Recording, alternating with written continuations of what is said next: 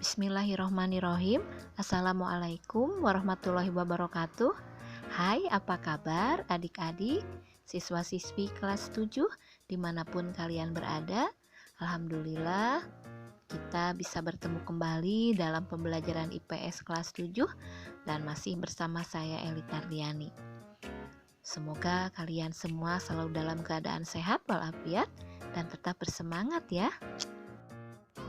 Adik-adik, pembelajaran kita pada kali ini masih mengenai interaksi sosial.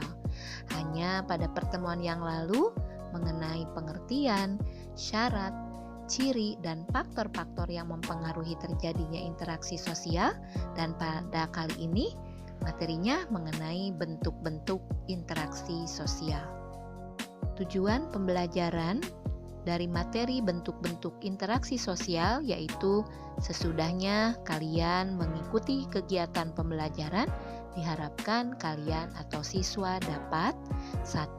Menjelaskan bentuk interaksi sosial asosiatif, dan yang kedua menjelaskan bentuk interaksi sosial disosiatif.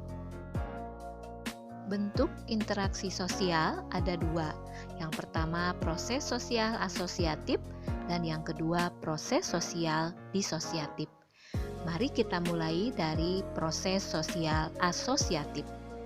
Proses sosial asosiatif yaitu bentuk interaksi sosial yang positif yang mengarah pada kesatuan.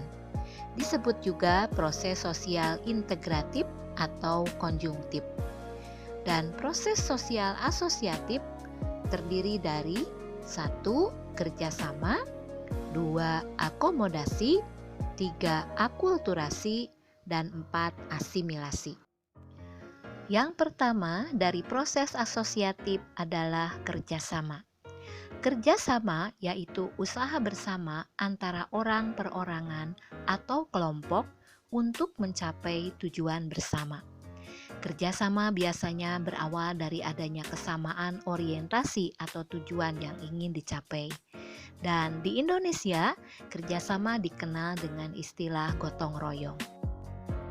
Selanjutnya dari proses asosiatif adalah akomodasi.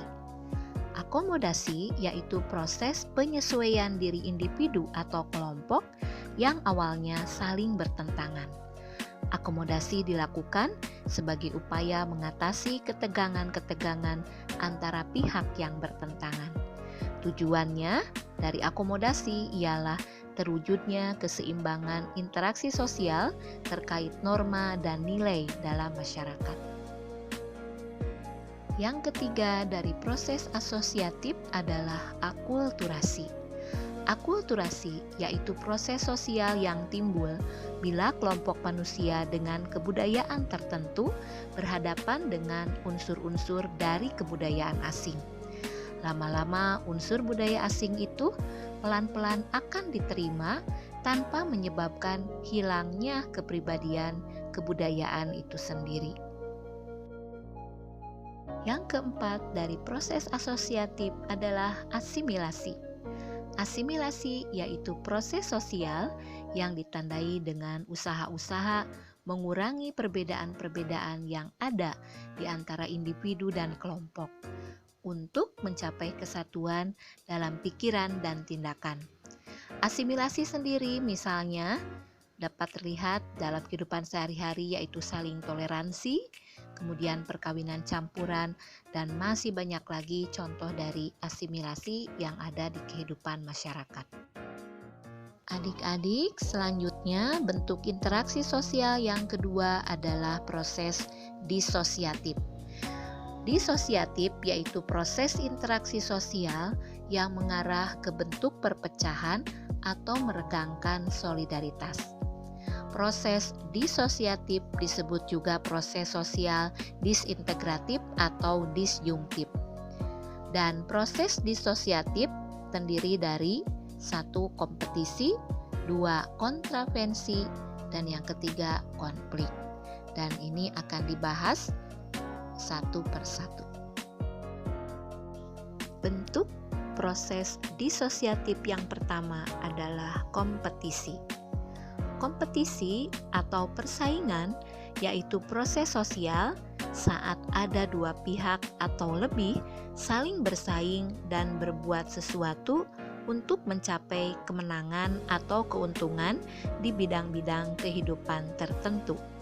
Dan kompetisi ada dua jenis, yaitu persaingan yang bersifat pribadi dan persaingan kelompok.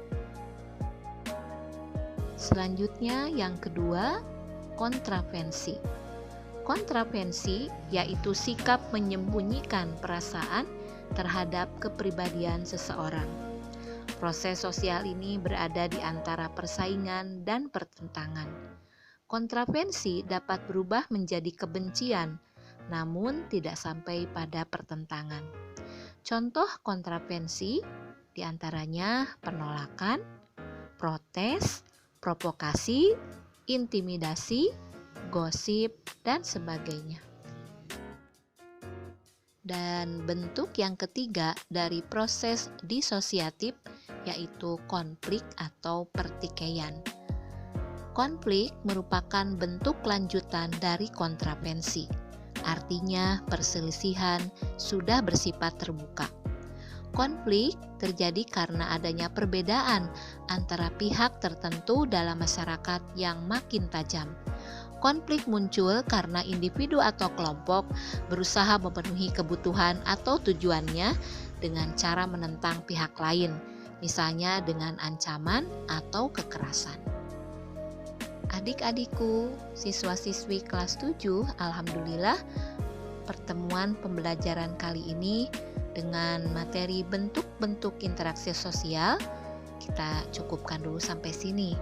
Dan seperti biasa ada tugas yang harus coba kalian kerjakan. Yang pertama, jelaskan apa yang dimaksud proses asosiatif dan disosiatif.